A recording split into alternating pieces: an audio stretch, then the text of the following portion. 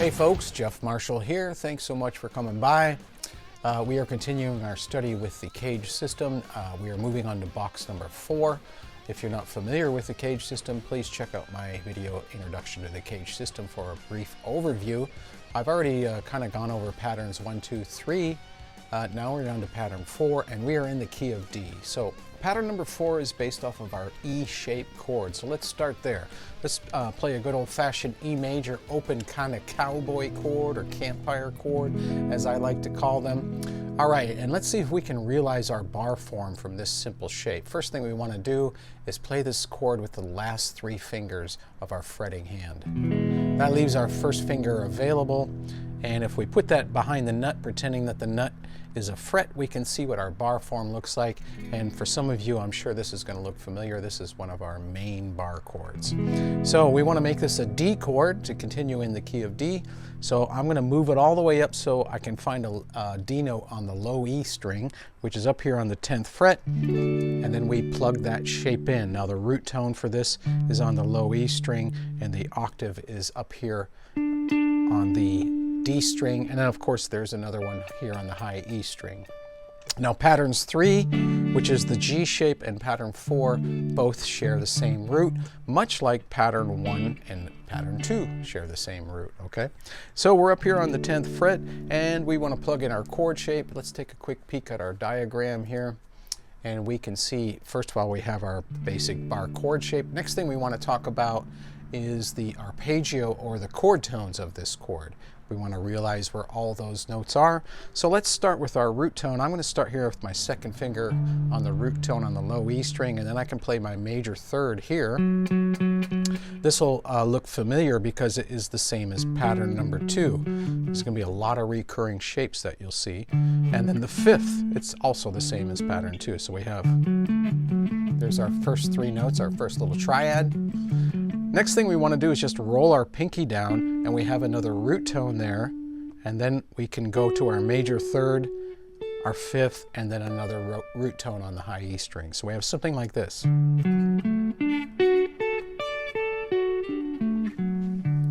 All right.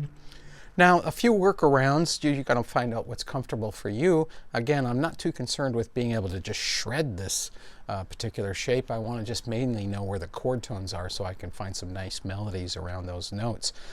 So it's not so important to me that I get up to Mach speed, but I also want to be comfortable playing it. So I notice when I get right here, if I was going to play the next 2 notes on the B string and the E string, I'd have to use my second finger. That's not a bad idea. Sometimes I shift over and use my first finger and cheat a little bit. You could do whatever's comfortable for you within some kind of reasonable, respectable fingering, I suppose. So there's our major triad. And that is our triad arpeggio, and you can also just think of them as chord tones. Okay, let's do some of our exercises like we've done previously. I'm going to jump over to my 90 beat per minute metronome. And we'll start off maybe with some quarter notes, and then some eighth notes, and maybe some eighth note triplets, and just feel what this feels like under our hands. Remember, we want to learn something slow like we just did. We just learned it, we went over it. Now we want to practice it a bit, practice it with some different rhythmic subdivisions, and then eventually make some music with it. All right, so here's our beat. Let's try it first with quarter notes. Here's our quarter notes. Here we go. 1, 2, 3, 4.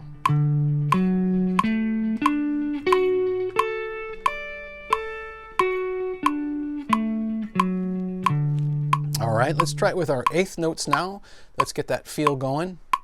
A little faster, right? Here we go. 1, 2, 3, 4.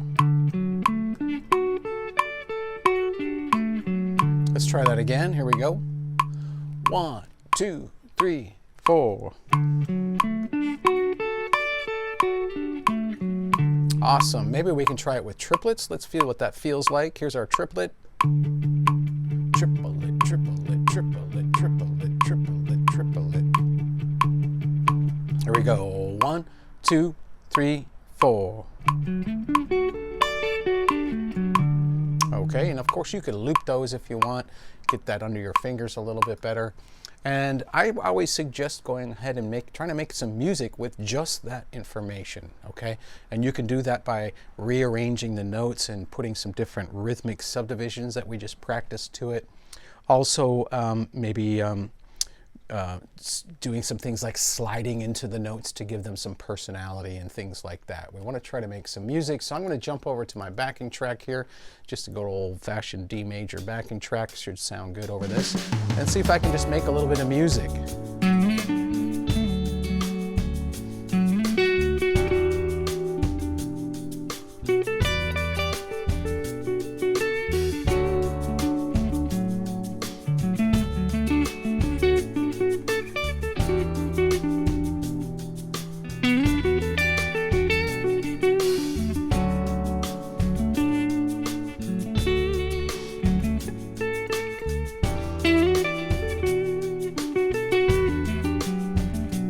Yeah, nice. And you can see that you don't need a lot of information to make some really nice music there, right? Okay, I understand, like I've mentioned before in my videos, maybe you're more of a rocker or a hardcore jazzer or something like that. We can get into musical styles. Right now, I'm just kind of learning the fundamentals. That's what I want you to focus on. Okay, the next thing we can take a peek at is our pentatonic scale in that position. Of course, we're sticking with our major for now. So let's take a quick peek at that. Remember, our pentatonic scale is a 1, or the root. 1 is a 2, a 3, a 5, and a 6. Those are notes derived from the major scale, but we're leaving a few notes out to form a pentatonic scale. Pentatonic meaning 5, of course, right? So we have 1, 2, 3, 5, 6. There's our major pentatonic. Then we have another root tone here. I'm going to play that with my pinky. We have 1, 2, 3, 5, 6. And then we have another root tone here, and we can go all the way up to another 2 there, right? All right, 1, 2, 3, 5, 6. 1, 2, 3, 5, 6, 1, 2. Might want to sound those out as you're learning it, right? It's very important to learn these intervals, no doubt. All right, let's go ahead and jump on over to our metronome here. Again, we're at 90 beats per minute here. And let's just start with our 8th notes, okay? Let's get our 8th notes going first from the root tone. There we go. And let's play up and back down the scale. Here we go. 1, 2, 3, 4.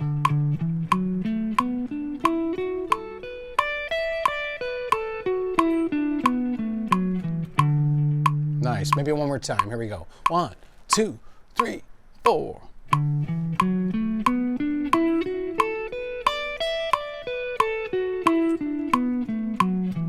Awesome. Maybe let's try it with some triplets now. Let's get the triplet feel going first. Triplet, triplet, triplet, triplet. All right, here we go. 1, 2, 3, 4.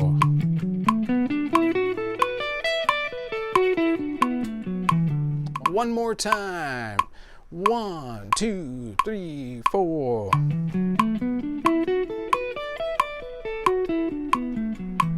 All right, and maybe we can try our 16th notes. Here's our 16th notes. It's a 1 E and a, right? Here we go. 1 E and a, 2 E and a, 3 E and a, right? There's our feel. All right, let's try up and down in 16th notes. Here we go. 1, 2, 3, 4. Let's try that one more time. 2, 3, 4. Awesome. Okay, so there's our major pentatonic scale, pattern 4 in the key of D. Let's put our D major backing track on and let's have a little bit of fun with that pentatonic scale, all right?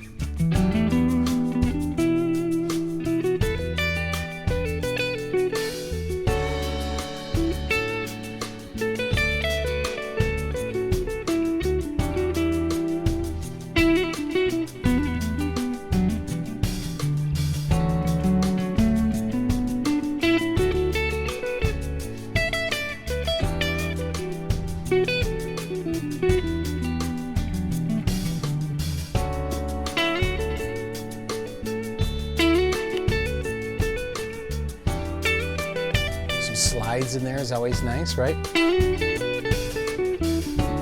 Maybe I can play a little bit of that triad and add that in there, right?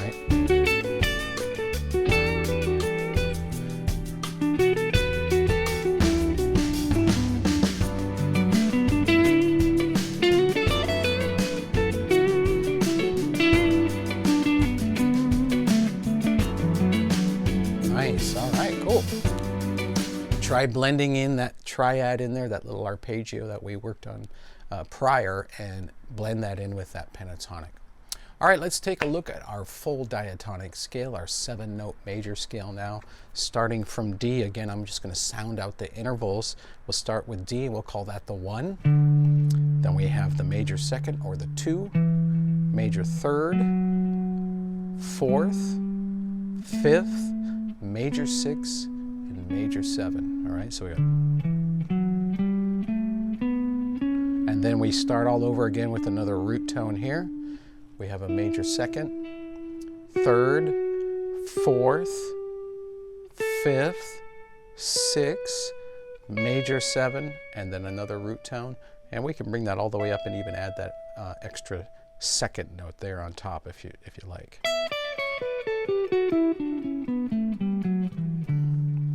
And then below the root, we can also add the major 7th there, as you can see on the diagram. All right, let's go back to our metronome, 90 beats per minute, and let's just loop it a few times with, maybe let's just start with some 8th notes, all right? So here's our 8th notes.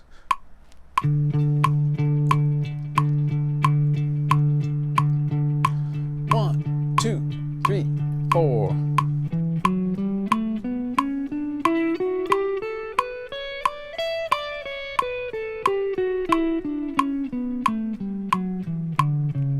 All right, maybe we can try that with our 8th note triplet. Let's get that feel going. 1, 2, 3, 4.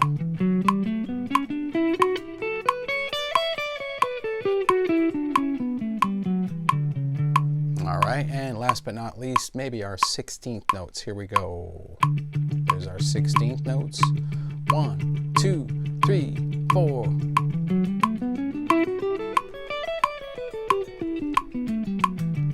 Let's try that one more time. 1, 2, 3, 4.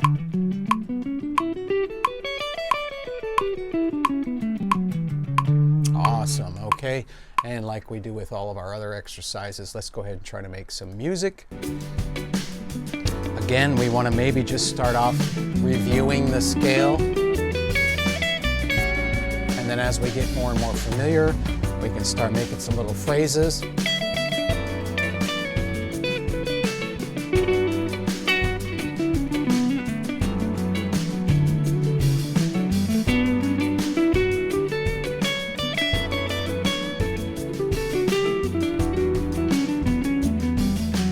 We can add some of that pentatonic in there.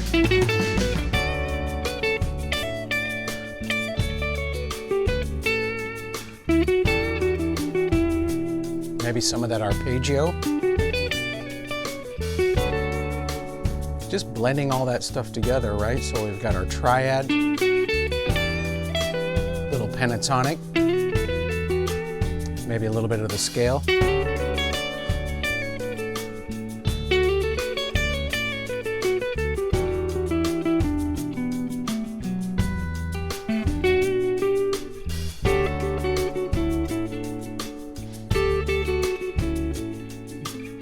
All fun stuff. There I'm actually adding, I'm playing a couple notes, double stops.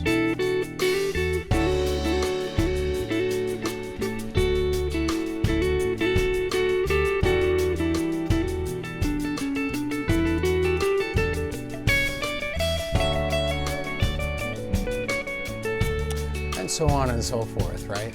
So you can have a lot of fun. You can make a lot of music with just a little bit of information. We started with our arpeggio, which is just the triad arpeggio of the chord. And then we went up to our pentatonic scale, and then eventually onto our full scale. And if you work in this order, you're working from the bottom up, and I think you're building yourself a really good foundation.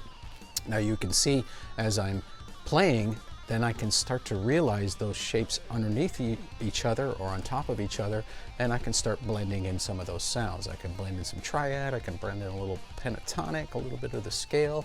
Of course, I've already gone over some of the different rhythmic feels, the triplets, the eighth notes, the 16th notes. And then I'm trying to make little themes, and then I'm sliding, and pretty soon you got some pretty happening music going on. All right, so that's pattern number 4 of our major sounds in the CAGED system. In this case, the key of D. We have our chord, our arpeggio, we have our major pentatonic, and then our full major scale. And hopefully sometimes we can just blend those things together and get some really nice phrases. And of course, we want to add some personality with some things like sliding and hammer-ons and pull-offs and all that good stuff, all right? Okay, join me next time for pattern number 5 of our CAGED system. That'll wrap up our major sounds, and then hopefully we'll be on to our minor sounds. I'll see you soon.